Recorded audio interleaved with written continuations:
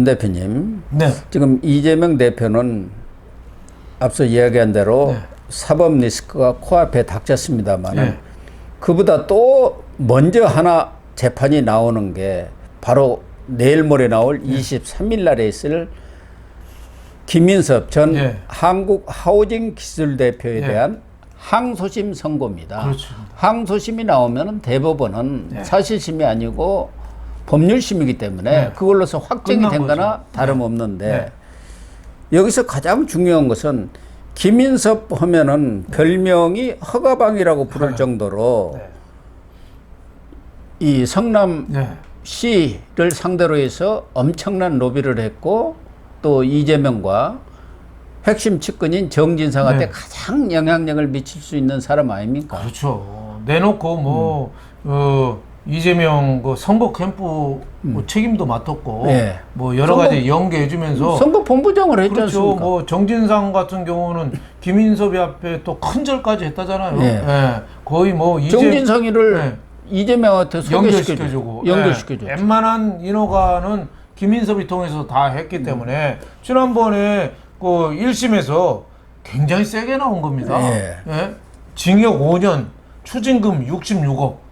그러니까 이 백현동 사건 사업을 사실상 이 김인섭이가 네. 로비를 해서 받아낸 거 아닙니까? 네. 4단계 그렇죠. 상향하는 그렇죠. 것을. 예. 예. 자연 녹지 지역을 준주거 지역으로 용도 변경. 4단계로 올려줬어요. 용도 변경 시켜버렸어요. 그렇죠. 그거는 뭐 이 대장동하고 또 달라요. 대장동은 뭐 성남시 거도 있고 해서 여러 가지 논란의 여지가 있어요. 하지만은 이거는 순전히 민간 땅을 네. 그냥 일방적으로 성남시가 용도로 4단계 올려줘가지고 사업 시행자가 2천억을 분양 수입을 얻게 3천억이죠, 3천억. 예, 뭐 2천억이라고 3천억이라고도 하는데 그냥 아시아 그냥 디벨롭. 손에다가 쥐어준 거예요. 예. 그게 맨입으로 됐겠어요? 그러니까요. 예, 그러니까 1심에서 징역 5년, 추징금 66억이 나왔는데 이게 이제 2심에 항소해서 한 거를 이번 주 23일 날 2심이 나오는 거죠. 그래서 원래 200억을 요구했다는 거 아닙니까? 네, 200억. 그렇습니다. 네. 그럴 때 김인섭이가 그 아시아 디벨로퍼 네. 이 시행자죠. 네. 정바울 대표한테 네. 이거 나 혼자 먹는 것 아니다. 네. 반은 2층으로 간다. 그 두 사람한테 가는 거야. 네, 네. 그 2층이 성남시청 2층에 아마 이재명이 방- 이재명 네. 시장실이 있었던 모양이죠. 그렇죠. 2층 두 사람 보면 네. 누굽니까? 네. 이재명하고 정진상 아닙니까? 그렇죠. 네. 100억은 간다 했는데 이게 이제 그 이후에 사정이 바뀌어갖고 77억에다가 플러스 5억 네. 한바 식당 그렇죠. 그걸 해갖고 지금 77억에 5억이면은 네. 82억을 챙긴 거 아닙니까? 그러면은 과연 이 백현동에서 77억을 먹었으면은 혼자 꿀꺽 했을까요? 나눠 먹었죠. 어디 김인섭 보고 좋겠어요. 그 정바울이가 그동안에 검찰에 많이 불려갔잖아요. 뭐 검찰 조서에도 나와 있어요. 200억 달라고 그럴 때 반은 김인섭이 내가 먹고 반은 그 두 사람한테 준다. 그 두 사람이 누구예요? 인허가권자인 이재명 성남시장하고 이재명의 신복인 정진상 정무실장 그 사람한테 100억 간다. 이거 공공연하게 얘기하고 가져간 거죠. 네. 그래서 네. 이재명이면 그 사람하고는 2010년도인가 그 떨어진 그 시장 선거 때 본부장하고 그거로는 연락이 없습니다 하는데 그거로도 지속적으로 네. 김인섭하고 관계를 맺어왔던 게 다 드러난 거 아닙니까? 2014년에도 그 뭐 선거 사무실도 다 얻어주고 그렇죠. 안동 갔을 때도 같이 가고 뭐 그런 것들이 다 드러났어요. 네, 그렇습니다. 그리고 이재명이가 그 얘기 했지 않습니까? 형님 거니까 잘 챙겨라.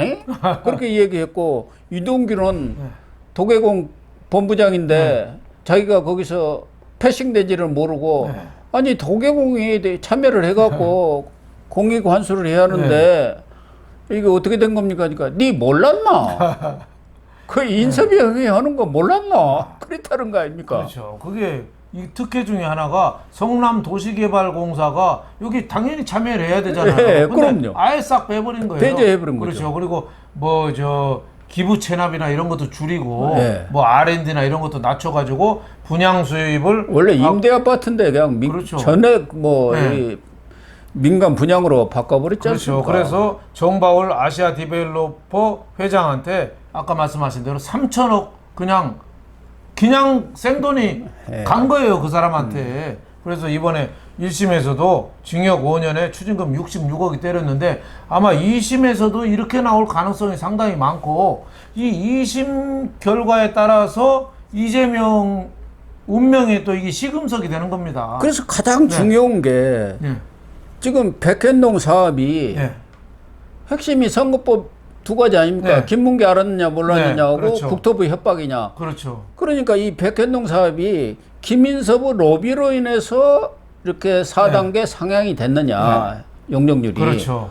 아니면은 국토부 협박 때문에 됐느냐. 이게 지금 판가름이 그래서 중요하다는 거 아닙니까? 이재명 미리 보는 재판이라는 얘기가 그래서 나오는 거 아닙니까? 그렇죠. 이재명은 지금 국토부에서 협박해서 어쩔 수 없이 용도 변경을 해줬다 이러는데 그게 아니라는 거죠 지금. 그러니까 지금 이 백현동 재판에 그 이재명 관련된 게 3개나 있잖아요. 김인섭이 있고 또 이재명 선거법에 얘기했잖아요. 위반 재판인데 이 중에 하나가 김문기 몰랐다는 거하고 하나는 국토부 압박 때문에 어쩔 수 없이 했다. 이 거짓말 한 거잖아요. 이게 드러나는 거죠. 그리고 또 200억 배임 혐의 이 3개가 백현동에 있는데 이 3개가 이재명한테 결정적으로 지금 불리한 모양으로 지금 돌아가고 있는 거죠. 그것도 이제 선거법 재판을 지금 1심을 앞두고 나오는 거 아닙니까? 그러면은 1심 재판부에서도 이 부분에 대해서 외면할 수 없는 거 아닙니까? 이 김인석 항소심 재판 결과를 보면은 그걸 서로 재판이 다르게 판결을 내릴 수는 없잖아요. 그렇습니다. 그러니까 이것은 누가 보더라도 김인석을 로비로 되었다고 했기 때문에 알선 수재 중에서도 최고형인 5년형을 내린 것 아닙니까? 최고형입니다. 알선 수재라는 게 뭡니까? 로비형 걸 알선 수재라고 하지 않습니까? 그러면은 로비로 된 거지 국토부 협박이 아니다. 이게 이미 1심 선고가 나오기 전에 한성진 부장판사가 선거법 가지고 고민할 필요가 없어요. 이미 앞에서 다 나왔죠. 이 김인석, 김옥곤 부장판사가 판결을 내려준 거예요. 이거 로비다 하니까. 그렇죠.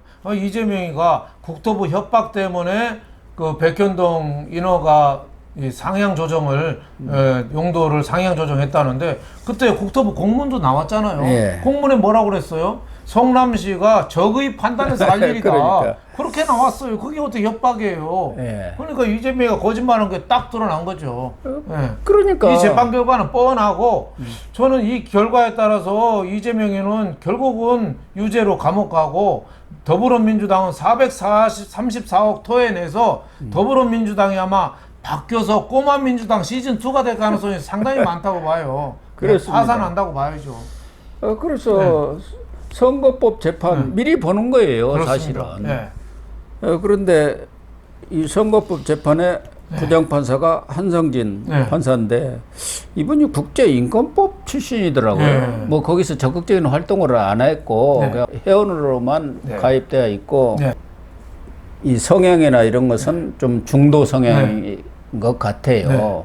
그리고 정통법관으로 이렇게 이름이 정평이 나 있는 분이기 때문에 제대로 판결을 해야 할 텐데 90만 원, 80만 원 때리면 아무 소용이 없습니다. 100만 원 이상을 때려야 해요.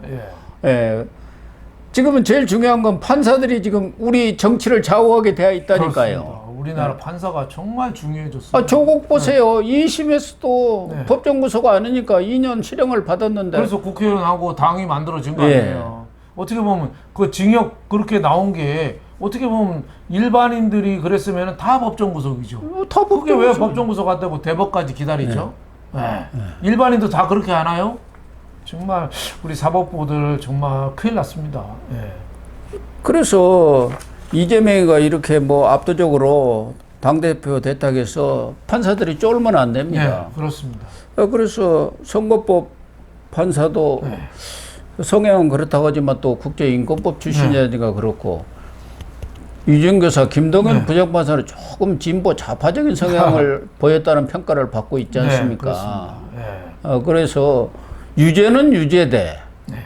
별 영향이 없는 유죄 판결을 내리면 그게 망하는 거예요. 그렇죠.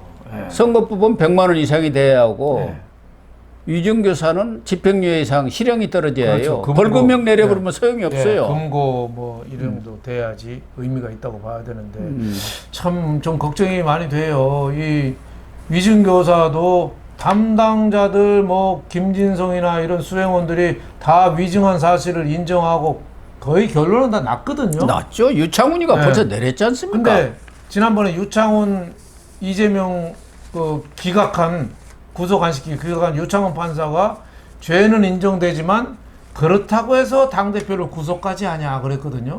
예. 그래서 이번 판사들이 저는 옳은 판단을 할 거라고 기대하지만 좀 불안한 거죠. 예, 그렇다고 해서 뭐 이런 식으로 해서 너무 형량을 낮게 내리면 사실 날개를 달아주는 꼴이 되는 거죠. 아니 저는 판사들이 1심에서 뭐 구속을 하고 요구는 하지는 않겠어요.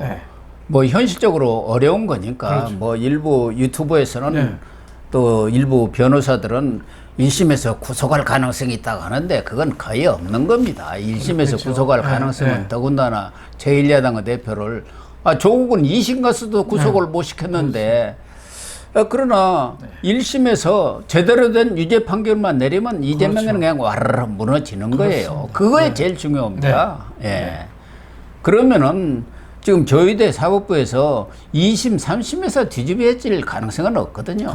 그렇다고 한다면 민주당도 흔들리고 또 김경수나 이런 사람들도 문재인도 또 펄펄 뛸 것 아닙니까? 그래서 1심 판결이 너무 중요합니다. 그렇습니다. 사필 규정이라고 법원에서 올바른 판단을 내려주겠지만은 23일 결론이 나올 때까지는 우리가 안심할 수 없는 거고 또 백현동 김인석 판결이 23일 날 시작돼가지고 뭐 10월에 또 선거법하고 위증교사 판결이 나오잖아요. 그때까지 올바른 판단이 내리기를 우리가 하느님한테 기도하고 기다려야죠. 진인사 대천명이라고 기대하는 수밖에 그렇죠. 없습니다. 이거는 뭐 법원 판사가 그게 뭐 민주주의 제도니까 다소 민주주의가 좀 불안하고 좀 이 불투명한 점은 있지만 판사가 결론을 내게 돼 있으니까 그 판사한테 우리가 기대하는 수밖에 없을 것 같습니다. 그렇습니다. 판사님들이 제대로 된 판결을 그럼요. 내려주시기를 그래서 나라를 부탁드리겠습니다. 올바로 세워주는데 좀 판사님들의 역할이 어느 때보다도 중요하다 이렇게 볼 수 있겠습니다. 네.